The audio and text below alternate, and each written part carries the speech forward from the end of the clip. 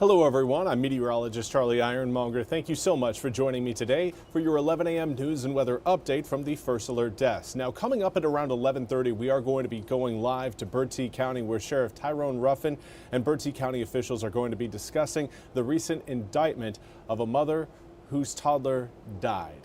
Now, before we get to that, again, that's coming up at around 11:30. We do want to highlight some news coming out of Raleigh where North Carolina Senate Republicans have adopted a measure that could revive the death penalty. Now, North Carolina Senate Republicans approved the measure on Monday in honor of Iryna Zaratuska, the Ukrainian refugee who was stabbed to death on a Charlotte light rail last month. House Bill 307 is called Iryna's Law. Republicans say it makes several changes to remove roadblocks that have prevented the death penalty from being carried out in North Carolina. Under the proposal, instead of letting death penalty appeals sit indefinitely, they must now be heard within 2 years of filing, and continuances will not be granted unless the judge finds extenuating circumstances. The bill would establish lethal injection as a default method of execution in the state, with the Department of Adult Correction ordered to adopt alternative methods.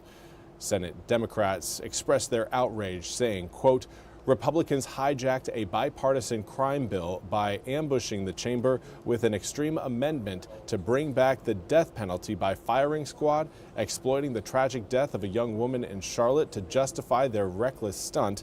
In protest, the majority of Senate Democrats walked out of the chamber, refusing to participate in this sham process, end quote.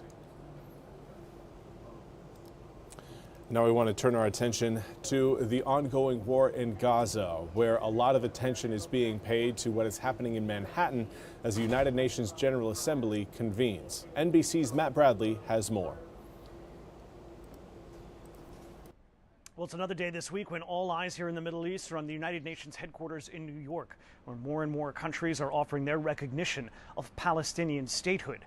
Now, this has been seen and remarked upon as largely symbolic, and it certainly is. There isn't going to be necessarily any immediate effect on the ground in the Holy Land or on the situation, the humanitarian crisis in the Gaza Strip.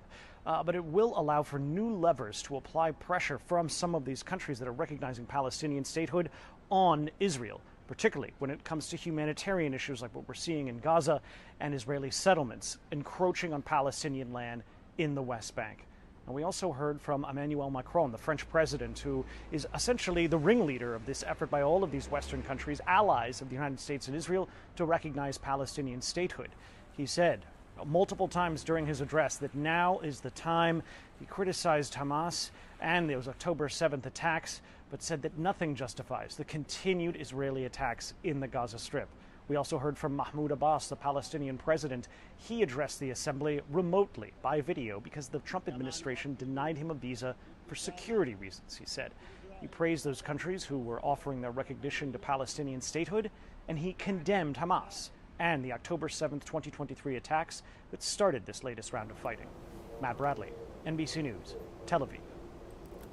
Thank you very much, Matt, for that report. We now turn to your weather forecast. We've had our eyes on the tropics the past few days, and, well, our eyes are only going to get more trained on the tropics because of the developing systems we have in the Atlantic Basin. We've got 3 areas we have got our eyes on. One, obviously, Hurricane Gabrielle. That is actually improving its stance on North America, moving away. Right now it is a Category 4 hurricane, though. It is a major hurricane, but it is moving away from North America. Going to be heading towards Spain and Portugal coming up by the time we reach this weekend. Let's talk about what hasn't fully developed yet, and those are 2 areas of concern. First of which is denoted by that X on your screen, that red X you're seeing there. That is a cluster of thunderstorms that should be following generally within that swath of red. Now, over the next 48 hours has a medium chance of tropical development. Over the next 7 days, a high chance of development. Now,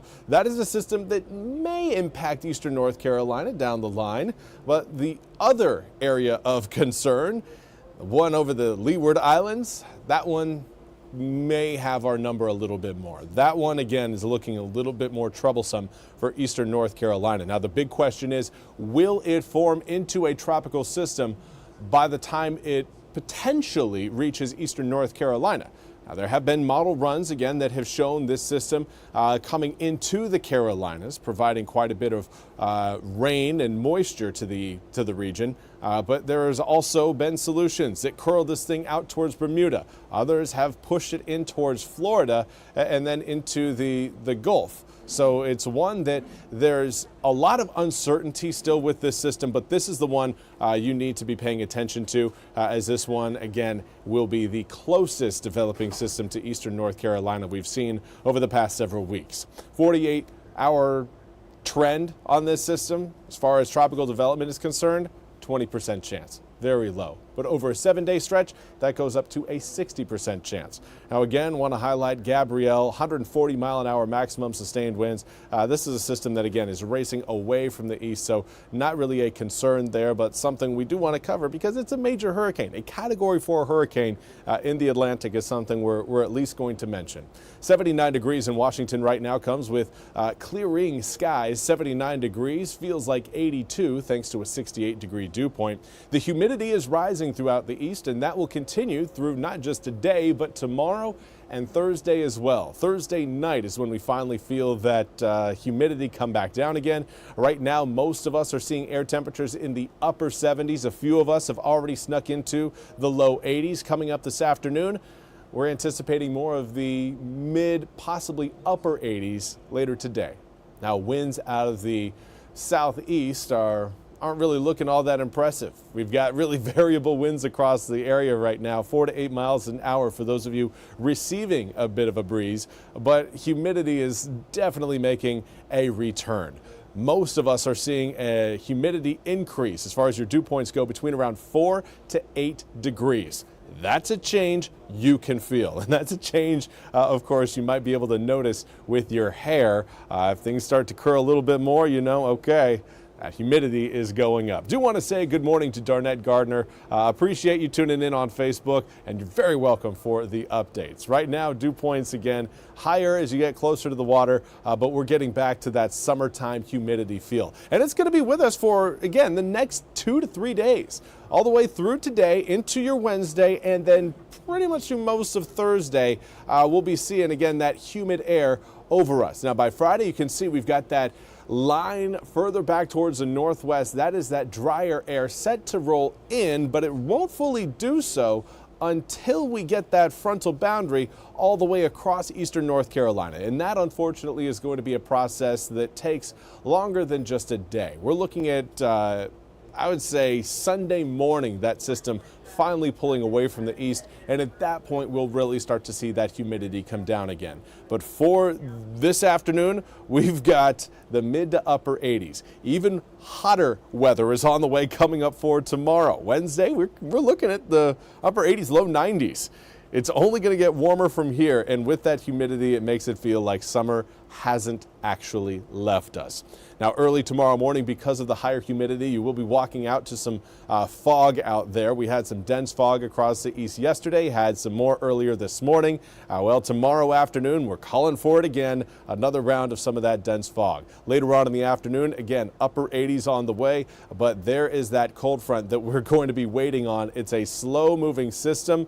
Once it kind of hits the mountains, that low pressure system is just going to extend northward, kind of extending the reach of that cold front, extending almost from the southern tip of Texas all the way across Louisiana into Mississippi, Alabama, Tennessee, Kentucky, Ohio, even into upstate New York. So this is going to be a massive system, but it won't fully cross eastern North Carolina until we get halfway through the weekend. We will still maintain rain showers and a potential for some thunderstorms on Friday and Saturday. By Sunday, the rain chances start to diminish as the front moves out, and that will leave us with drying conditions, not just from a rainfall standpoint, but also from a humidity standpoint. Humidity numbers fall, and that will make next Monday and Tuesday far more comfortable than where we're going to be, say, for your Thursday, Friday, and Saturday.